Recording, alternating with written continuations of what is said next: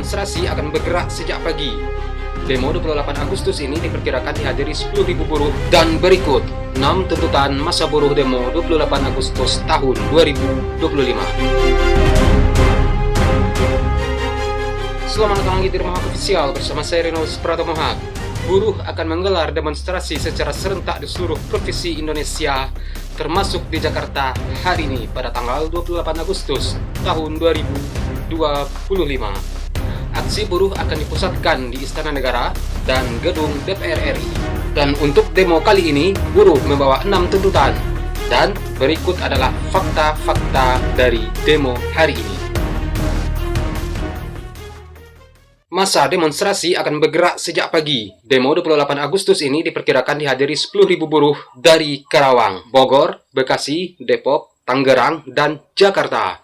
Masa akan bergerak menuju ibu kota. Said Iqbal, Presiden KSPI sekaligus Partai Buruh, mengatakan masa buruh dari Cikarang dan Cikupa akan bergerak melalui jalan tol, sementara masa buruh dari Bogor dan Depok akan melintasi Jalan Raya Bogor. Dan adapun demo buruh pada tanggal 28 Agustus tahun 2025 ini akan digelar serentak di berbagai provinsi antara lain Bandung, Serang, Semarang, Surabaya, Medan, Banda Aceh, Batam, Bandar Lampung, Banjarmasin, Pontianak, Samarinda, Makassar, hingga Gorontalo. Said Iqbal, Presiden Partai Buruh sekaligus Presiden Konfederasi Serikat Pekerja Indonesia atau KSPI, mengatakan demo buruh di wilayah Jabodetabek akan dipusatkan di depan gedung DPR RI atau Istana Kepresidenan. Said menyebut bakal ada 10.000 buruh yang turun dalam demo 28 Agustus ini. Demo buruh pada tanggal 28 Agustus tahun 2025 ini diberi nama HOSTUM atau akronim dari Hapus Outsourcing. Dan pada kesempatan ini, para buruh akan menyampaikan sejumlah tuntutan. Dan berikut 6 tuntutan masa buruh demo 28 Agustus tahun 2025. 1. Hapus outsourcing dan tolak upah murah. 2. Stop PHK, bentuk Satgas PHK. 3. Reformasi pajak perburuhan, naikkan PTKP menjadi 7.500.000 per bulan. Hapus pajak pesangon, hapus pajak THR, hapus pajak JHT, dan hapus diskriminasi pajak perempuan menikah. 4. Sahkan rancangan undang-undang ketenagakerjaan tanpa Omnibus Law. 5. Sahkan RUU perampasan aset atau berantas korupsi. 6. Revisi RUU Pemilu, redesain sistem pemilu tahun 2029.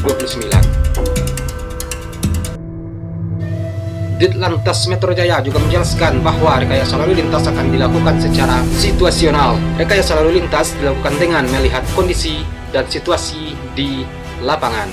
Ditlantas Metro Jaya juga mengatakan pihaknya juga menyiapkan langkah untuk mengatasi jika ada beberapa masa yang masuk ke dalam tol kota. Rekayasa ruas tol juga bakal dilakukan jika terdapat gangguan lalu lintas di sekitaran tol. Dan untuk kali ini sebanyak 4.531 personel gabungan disiapkan untuk mengamankan aksi. Personel gabungan ini terdiri dari Pemda, TNI, dan Polri. Kombes AD Adi Syapindradi, Kabid Humas Polda Metro Jaya, menjelaskan personel gabungan ini terbagi atas 2.174 personel Polda Metro Jaya dan 1.725 personel bawah kendali operasi atau BKO. Adapun unsur-unsur satuan yang dilibatkan terdiri dari TNI Angkatan Darat, Marinir, Brimob Mabes, dan Densi, Kodim Jakarta, Satpol PP, Dishub, Kogas Sabraha, serta 632 personel Polres jajaran. Ade Ari mengimbau agar seluruh peserta demonstrasi dapat menyampaikan pendapat dengan tertib, damai, dan tidak mengganggu ketertiban umum. Dia juga mengingatkan agar masa aksi untuk tidak masuk ke ruas tol karena dapat membahayakan keselamatan.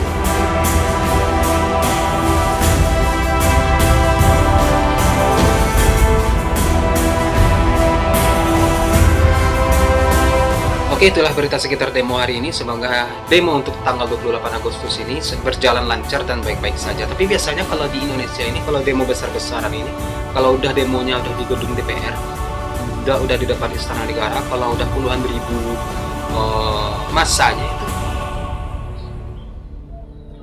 90% rusuh. Tapi kita lihat aja ya. Semoga demo berjalan lancar dan tidak ada kerusuhan apa-apa ya. Oke, sekian video hari ini. Akhir kata saya Renus Pratomo Haq. Salam sayang untuk orang samping Anda dan sampai jumpa di video selanjutnya. Peace.